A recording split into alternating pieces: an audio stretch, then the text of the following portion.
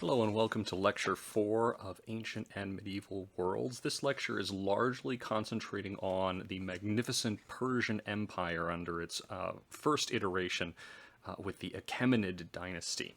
But we have a lot of ground to cover to get to this Persian Empire, and that's largely what this first half of this lecture is going to be about.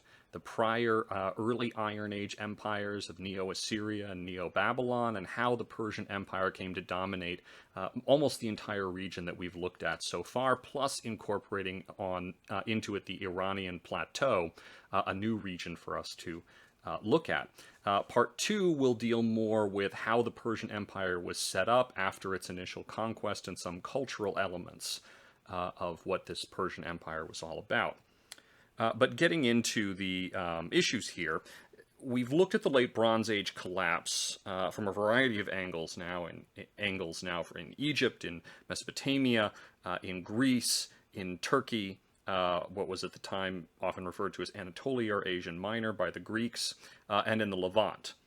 After this late Bronze Age collapse, the world that we have examined broke down from a few large empires that we see in the late Bronze Age to a host of competing kingdoms, or even smaller city-states, some of which, as we saw in our last lecture, did quite well for themselves and force us to question this common description of the era as a dark age.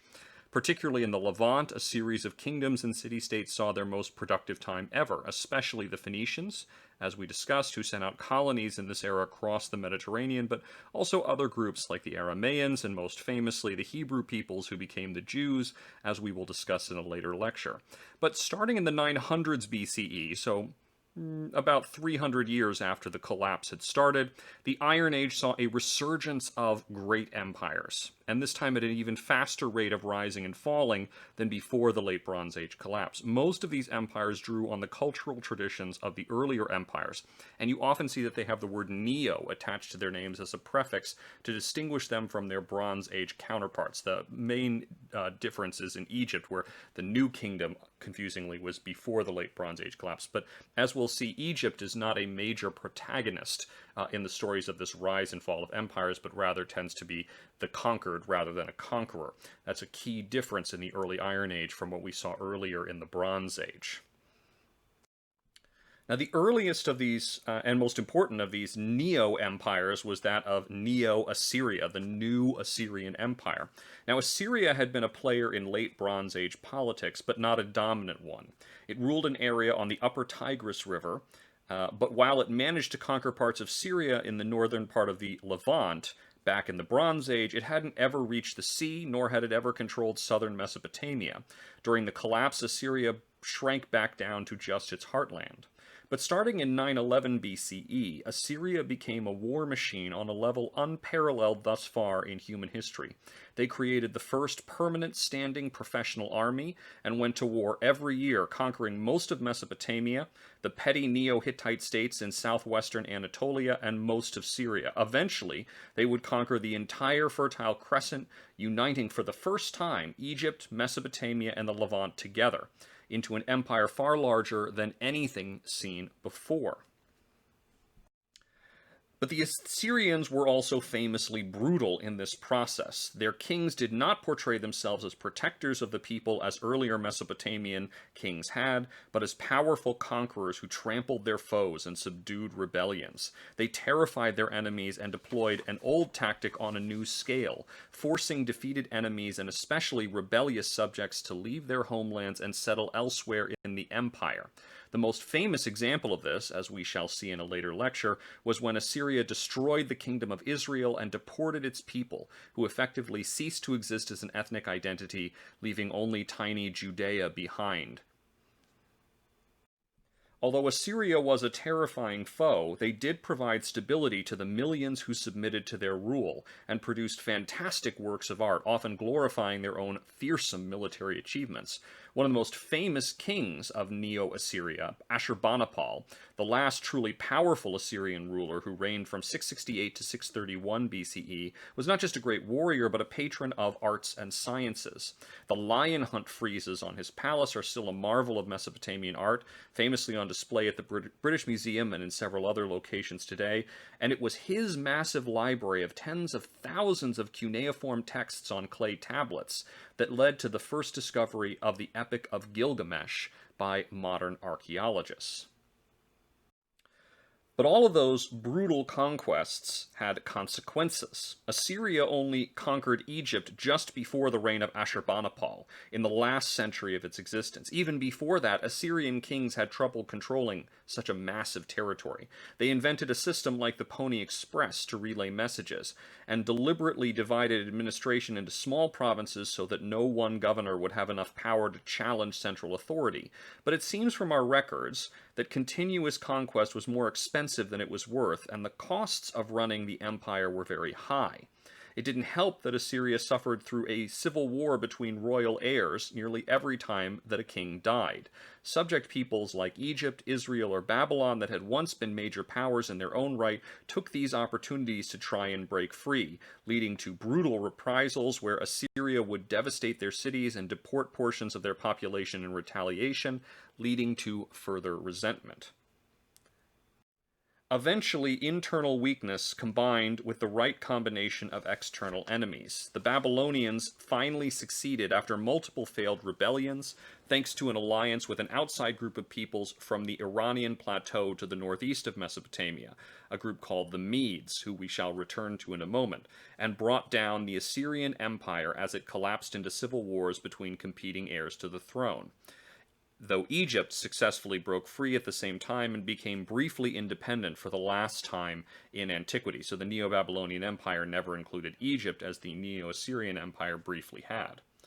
The Babylonians didn't just let everyone else go free, they duplicated the tactics of the Neo-Assyrian Empire, this is now, by the way, the Neo-Babylonian Empire, to try and become the next great empire, but with only partial success.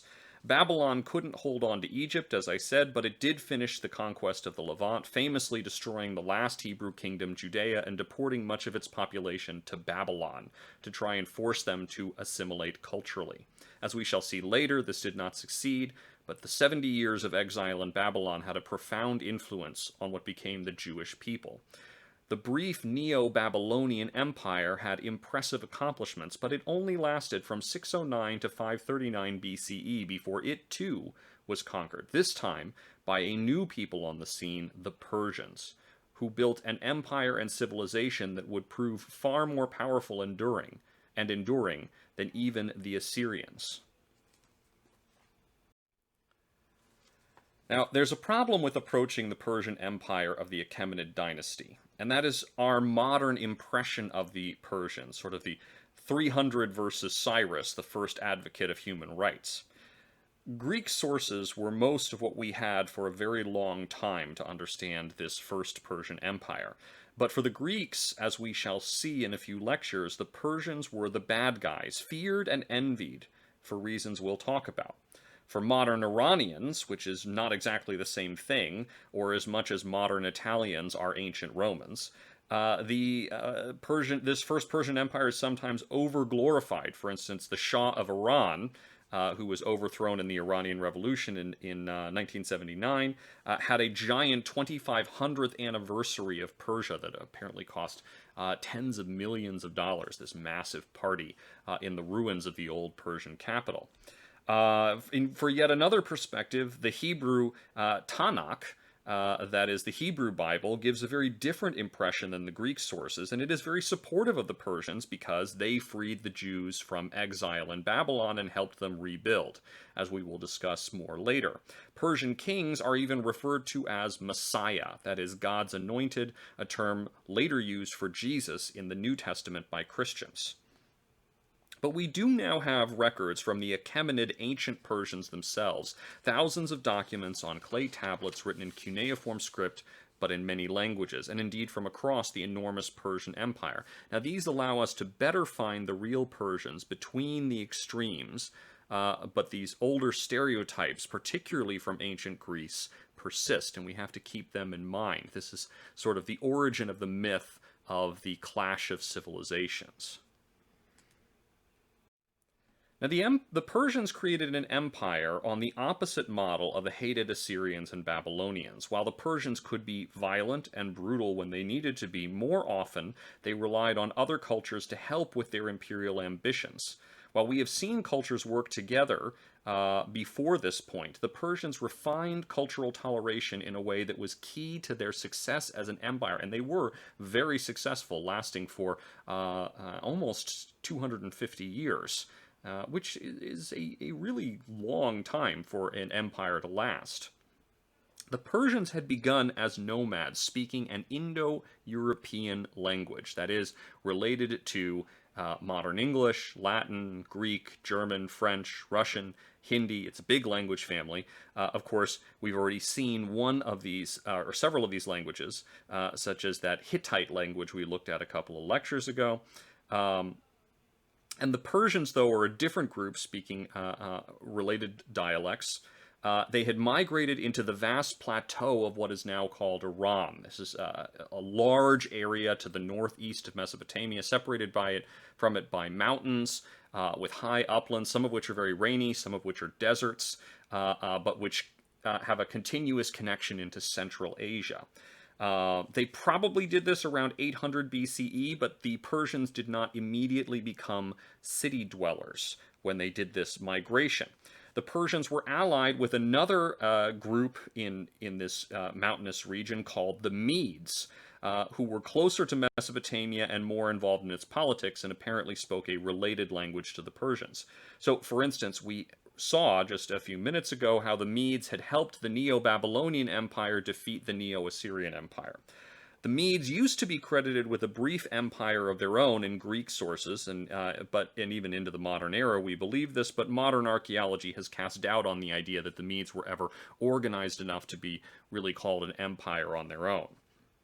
Now, the Medes had a lot of influence on the Persians, and you will sometimes hear the Persians called Medes because of this, especially in Greek sources, which have a tendency to mix them up.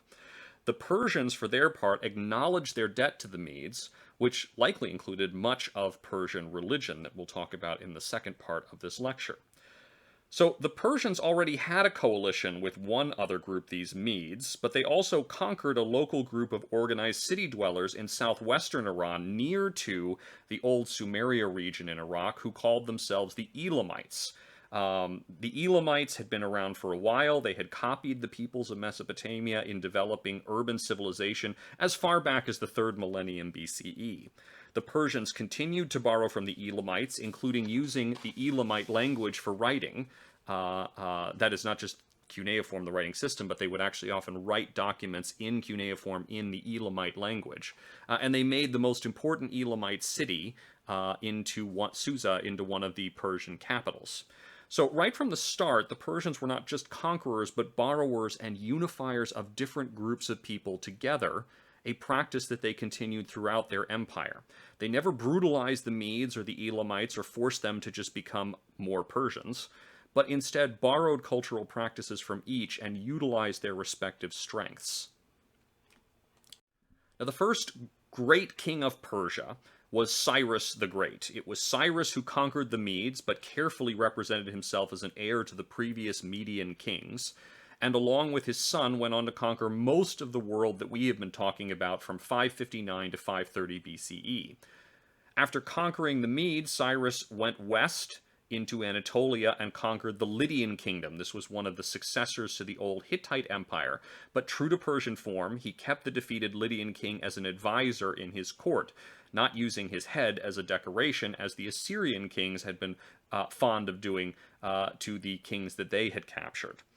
Cyrus then conquered the Neo-Babylonian Empire and thus Mesopotamia and the Levant in 539 BCE, again keeping the deposed king alive. Moreover, Cyrus portrayed himself in Mesopotamian terms of legitimacy.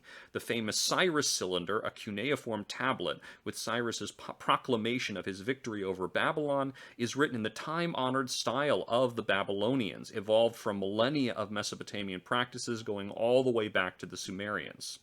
Cyrus allowed people the Babylonians had conquered and exiled to return home and rebuild their old cultures, most famously doing this for the Jewish people, who were allowed to return home to Judea around Jerusalem. as we shall see when we talk about the Hebrew kingdoms in a later lecture. Rather than crush potential resistance, as was common practice amongst the Neo-Assyrians and the Neo-Babylonians, Cyrus encouraged loyalty with rewards. That is, he preferred the carrot to the stick. He still had the stick, though. I don't want to overemphasize this point. Cyrus could be a conqueror, and in fact, he died in battle. But his son Cambyses took over and continued the conquests by conquering Egypt, where he likewise adopted local customs of rule, including elements of being pharaoh. So this had all unified an enormous region together. That's what we've been looking at so far. Notice the massive extent of the Persian Empire, even larger than the Neo-Assyrian Empire, because, of course, now it includes the massive Iranian uplands and will eventually extend even into Central Asia. It also included the entirety of Anatolia. So this is really massive.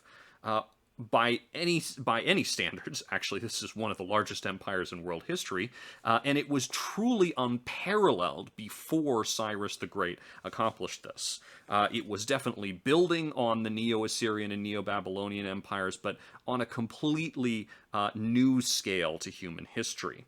And that's the culmination of the competition going back all the way into the Bronze Age. So, we've looked at the foundation of the Persian Empire today. We've looked at its predecessors in the Neo-Assyrian and Neo-Babylonian empires. We've looked at how their brutality was really reversed under the Persian Empire that was created by Cyrus with a preference for the carrot over the stick in this new Persian toleration or tolerating empire. Next, in the next part of this lecture, we're going to look at the who's often called the second founder of the Persian Empire, Darius, how the Persian Empire was organized, and elements of Achaemenid Old Persian religion.